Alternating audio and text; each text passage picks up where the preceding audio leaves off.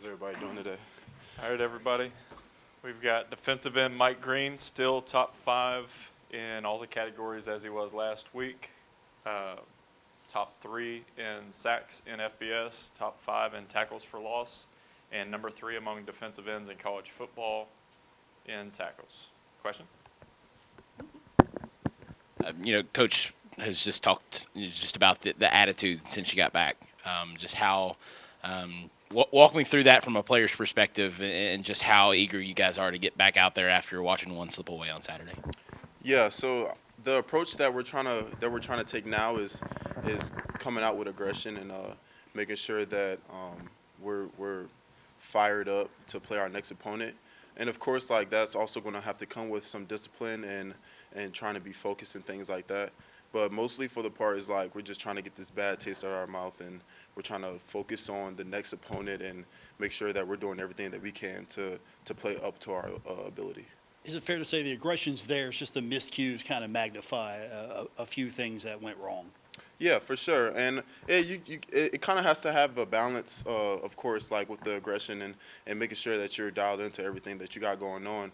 So I think for this week, we got to make sure that we're keeping that steady balance and making sure that we're going out there with aggression, but also a good mindset, so we don't make critical errors and things like that can seep through. Can you tell me what you think of their defense? Their offense. What are you seeing from them? What are they doing well, and who stands out to you? Yeah, so they got a bunch of good athletes on their team, like as a whole. Their offensive line, they got good hat speed. They're able to go left and right very fast. I think that they have a good quarterback, and I think they got 2 good running backs. We kind of have an idea of what they may do. I know they kind of base their plays off of what fronts that we're in. So we have to go back and film, and instead of just seeing what plays that they're running, we got to see why they're running these plays. And if we're in a certain type of front, we can expect these certain type of plays. Mike, because of the way that ended, and going on a short week is never easy, but I'm imagining you guys are pretty glad about a Thursday game, right, to go back out and try to make some amends for that one. Yeah, absolutely. It's never a good feeling to lose games, and especially for conference games. It kind of put us in a predicament where it's lessening our chances of getting to where we want to go. So of course it's going to hurt for a little bit, but the good thing is we got a Thursday game, and that's kind of what we've been focusing on. I know the day after the game it was kind of like we're all a little down, and then the day after that we're still a little bit down, but the last 2 days that we were able to go out and practice and focus on our next opponent and not have these things keep on weighing us down. You get through this Thursday game, and then you got some time off. But really, still a lot of your goals still in front of you. How does that change, the way you guys approach every week and approach getting healthy during the bye, knowing that a lot of those goals are still out in front of you? Yeah, like you said, a lot of the goals are still out there in front of us. We're kind of doing a good job on focusing on one game at a time. We don't like to try to think ahead of time. We like to chop down each week at a time to make sure that we're focusing on the right things. Because if we're jumping too far ahead, or we're not jumping far ahead enough, that we'll necessarily just be in the wrong mindset and the wrong point in time. So we got to have a good job of focusing on our next game, and each week the opponents that we got we're going to have to scheme them up correctly. We're going to have to go out there with the right mindset, or we're just not going to be able to get to where we want to go. Does it feel different prepping for a midweek game, and even when you get to game day, does it feel any different, or is it kind of just business as usual once you get to that point? See, I think the only difference about this game is we're coming off of a loss, so it's a little different. Like we want to go right back out and play again.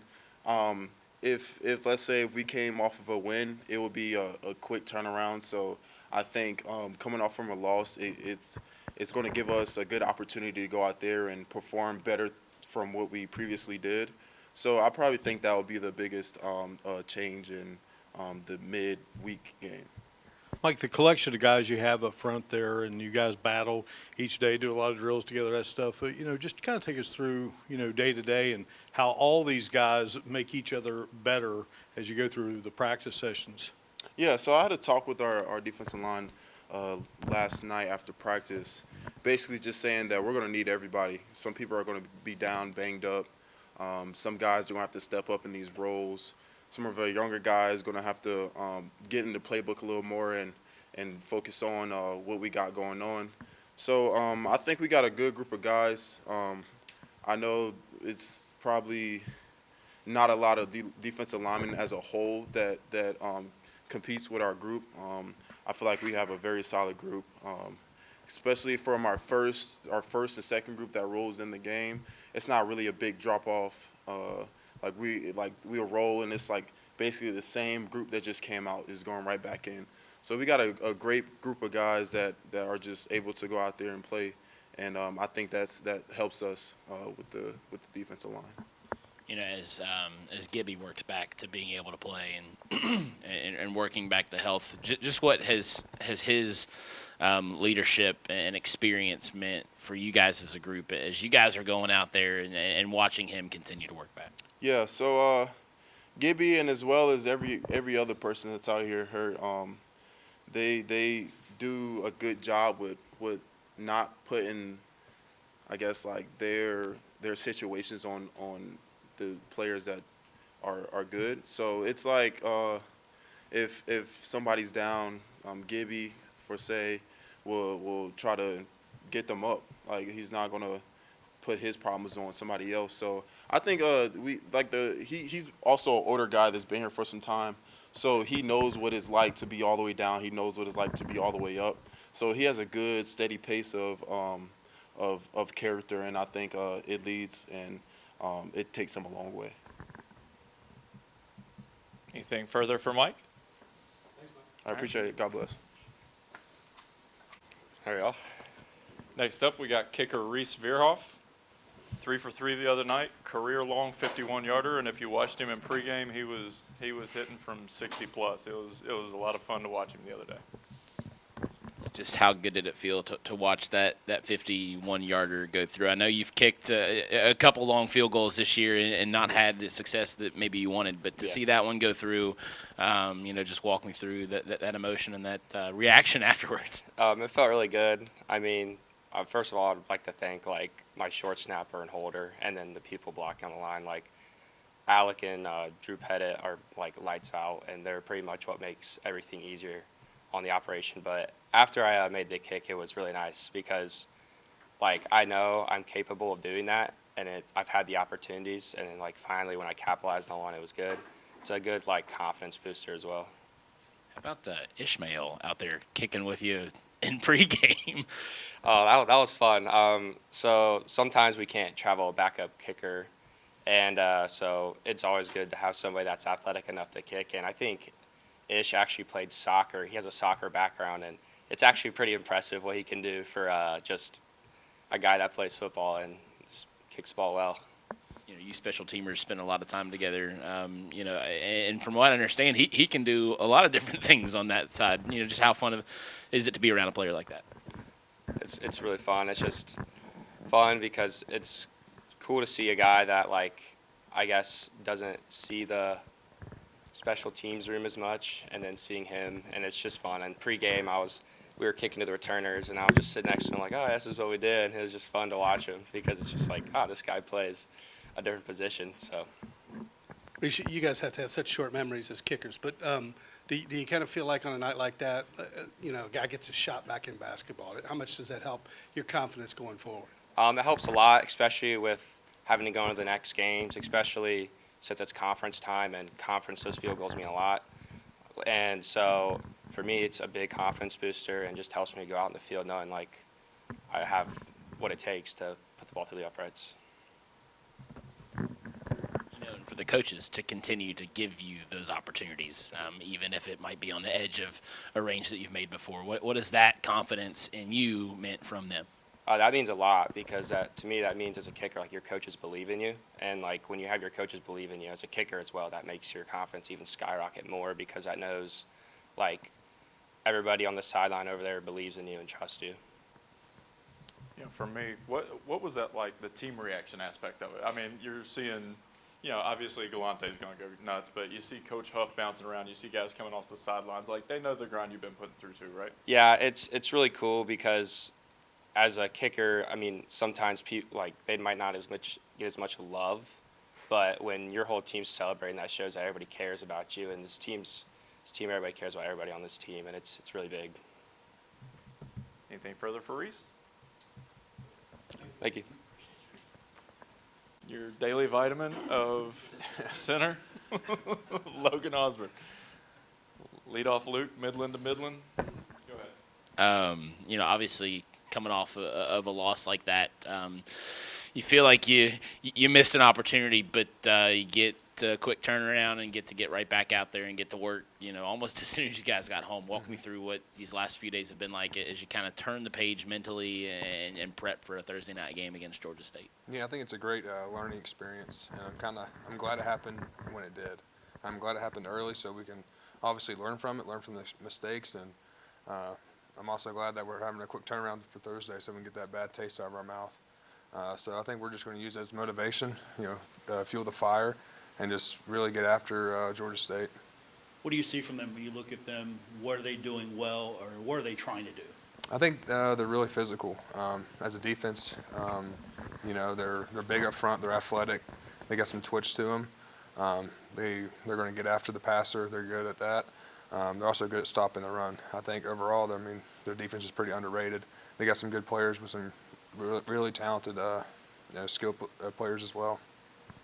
Logan, Coach talked about how tight-knit you guys are, and even after an agonizing loss like that, you were ready to go right back at it and take responsibility too. He said that you guys said, no, this is on the players. But how do you feel like everybody's kind of coalescing and realizing you got to go out and play Thursday night and get one back?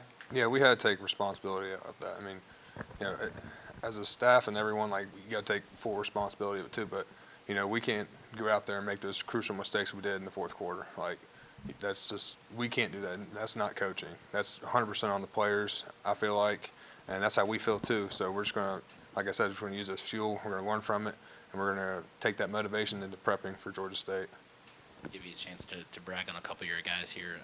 How about the job Toby has done to make an impact, especially down there in the red zone, comes away with 2 big scores? Yeah, you know, we were joking in the beginning of the year, like, yeah, we don't use tight ends here. You're not going to get any catches. I was just messing with him. And, you know, his opportunity came, and he made the most of it. And, you know, he's a hard worker. He's a leader of that group. You know, he sets the example of how to go to work, how to go to practice every day. And he's just now reaping those rewards. Does he give you guys a little more, I don't know if athleticism is the right word, but he's kind of rangy, and you know, what does he give you that Cade and Holmes don't really give you that makes all 3 of them something to deal with? Yeah, I think all 3 of them have their own kind of specialty when it comes to it. I think Toby, obviously, he's more athletic. I think what Toby does also a great job of is blocking the perimeter. You know, that touchdown against App State, Jordan Houston, that wouldn't have happened without him. And there's a couple other crucial blocks on the perimeter that he does really well at. And, you know, you're not going to see that on SportsCenter. You're not going to see that on the highlight tape. But, you know, when we watch the film, we see that. And, you know, we're really appreciative of that because you got to be really selfless to go out there and block consistently like that. And I'm just really happy he got his opportunity last week to make the most of it, and he did. You know, obviously don't want to look past anything on Thursday. But when you get after Georgia State, there's, you know, some time off there. How beneficial will that break, do you think, be as you know, kind of just inch past the halfway point of the season? Yeah, I think it's going to be a really great opportunity for us to get healthy, kind of decompress a little bit, take some time off, and, you know, just get our mental right. Last year, I mean, it was tough going 10 games in a row, really tough, not only physically but mentally too, just the grind. So having this little break come up here shortly is going to be really beneficial for our team and our program, from the top to the bottom, from the coaches and the players. Anything further for Logan? Thank you, guys. Bye. Tight end Toby Payne. Makes me feel ancient that he's in college. But, 2 touchdowns last week. Big performance against Georgia Southern. Toby, you heard the applause there from your teammates. How was it for you to get in and make contributions and not just blocking, but obviously caught a couple of touchdown passes? That must have felt good. Yeah, it felt great. It's not all about scoring touchdowns. It's all about blocking too. I had a holding penalty that called Stone's touchdown back, and that one hurt. I'd rather make the block to let somebody else score than me just score 2 touchdowns. So. It's because of that blocking ability that allows you to break off on some of those. Just how much of your versatility has led to some of this success for you and the team? Yeah, for sure. When you're blocking on the perimeter, you're obviously going to slip one by them in the back end. So, you get some good looks there. So. Obviously, feel like you let one slip away on Saturday, and I'm sure that stings. But to get back out there and have the opportunity to go out there a couple of days earlier than you would, just talk me through the mentality of getting back to work and getting ready for another opportunity Thursday. Yeah, like Ozzie said, we're going to get this bad taste in our mouth, and actually glad we're going to play Thursday instead of Saturday, so we can get this out of the way. How some of the the other guys in the tight end room, Cade, Justin, kind of. You guys are a real versatile group, and just talk me through how you guys push each other. Justin and Cade are really good players too. They do a good job, and they compete every single day, which makes all of us better. So. Anything further for Toby? All right. Thank you. Thank you, Toby. That makes me feel anxious. Linebacker Jaden Yates still leads the conference in tackles. Led the team with 7 tackles the other night. Questions? Coach talked about just kind of the attitude since you guys got back into town Sunday morning. Just how much of that comes from just there's obviously anger, you let one slip away, but you have another opportunity coming up.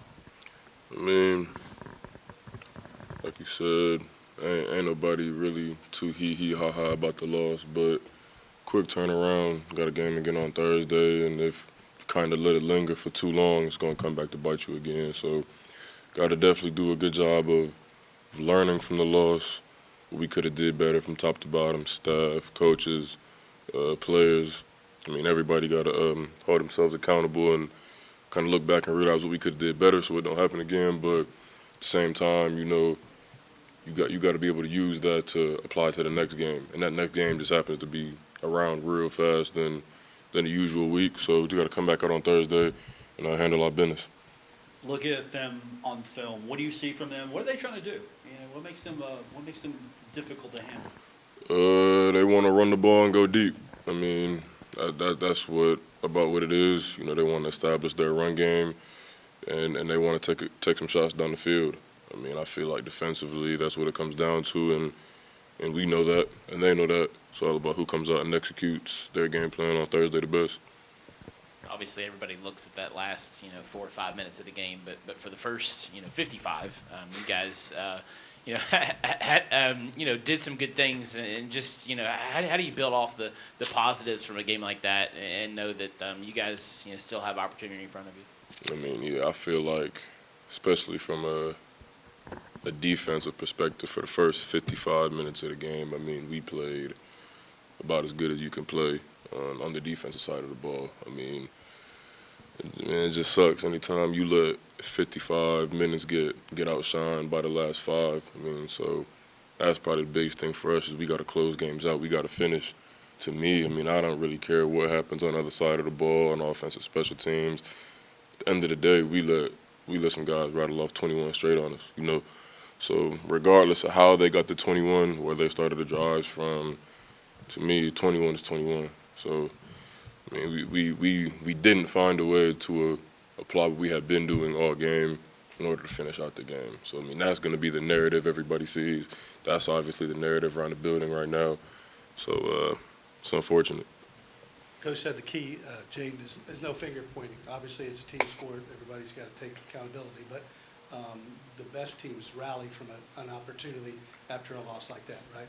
Mm-hmm. No, that's definitely a fact. I mean, it could very easily go one or two ways. Like you said, I mean, we can be down and out in our feelings, feeling sorry for ourselves, and we gonna watch the rest of the season go by real fast with a lot of results that we don't want to see, or we can come together, make a decision that this ain't gonna happen again. That's not the brand of football that we gonna play. We gonna keep playing our game.